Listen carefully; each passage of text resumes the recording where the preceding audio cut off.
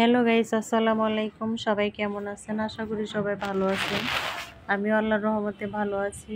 তো আজকে আমি মুরগির মাংস রান্না করব এবং পোলাও রান্না করব। আমি মুরগির মাংস এই যে দেখেন ধুয়ে নিয়েছি। এখন আমি পেঁয়াজ কাটা দিয়ে দিলাম। এখন এইখানে মশলা, হলুদ, মরিচ, লবণ, জিরা, ধনিয়া, এলাচ, তেজপাতা সব কিছু দিয়ে দিলাম একসাথে। এখন আমি দিয়ে দিব আদা রসুন পেস্ট দিয়ে দিলাম 2 টেবিল চামচ।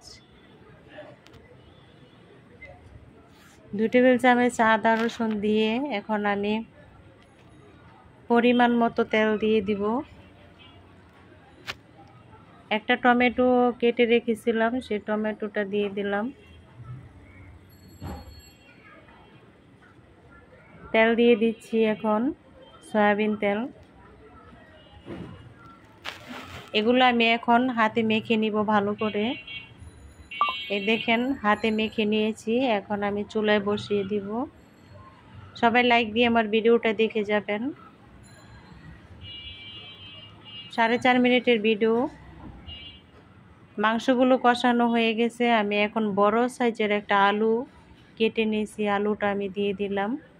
তো এই যে দেখেন আলু আর মাংস কষানো হয়ে গেছে। এখন পরিমাণ মতো পানি দিয়ে দিব। পরিমাণ মতো পানি দিয়ে দিচ্ছি।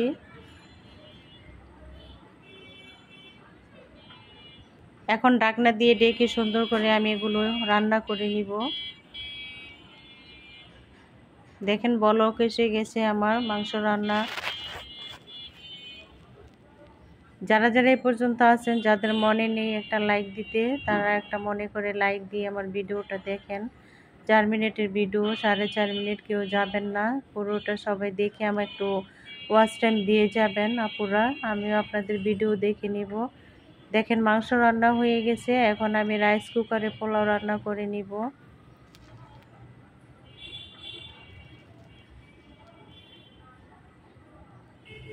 রাইস কুকারে আমি পেঁয়াজ, তেল, দারচিনি, তেজপাতা এগুলো দিয়ে দিছি।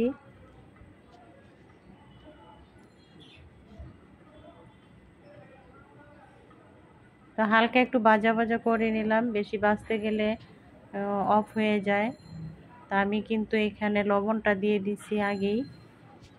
লবণ পরে দিলেও হয়, আগে দিলেও হয়। দিয়ে দিলাম লবণটা, দিয়ে আমি চাউলগুলো ঢেলে দিলাম।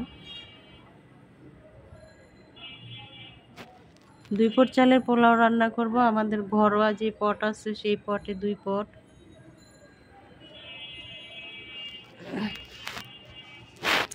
দুই পট বলতে 250 গ্রামের কম হবে, সেই পট দিয়ে আমরা 2 জন মানুষ 2 পট চাউলের পোলাও রান্না করতেছি।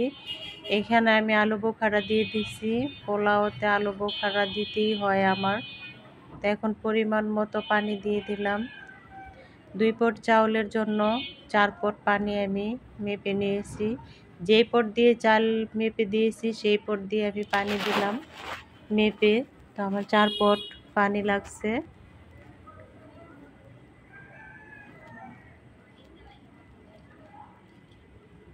সব আপুরাই অনেক সুন্দর সুন্দর রেসিপি দেন, ভালো লাগে দেখে নেই। আমিও আজকে দিলাম পোলাও মাংস, ছোট একটা ভিডিও, সবাই দেখবেন। এখন আমি একটু ঢাকনা দিয়ে ডেকে দিচ্ছি পোলাওটা হওয়ার জন্য।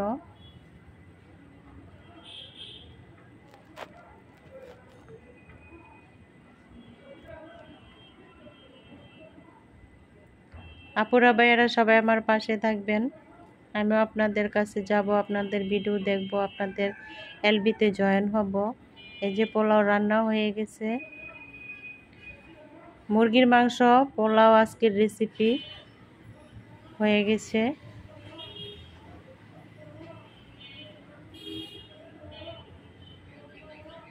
যে যেখানে আছেন সবাই ভালো থাকবেন, আমার জন্য সবাই দোয়া করবেন। আল্লাহ হাফেজ।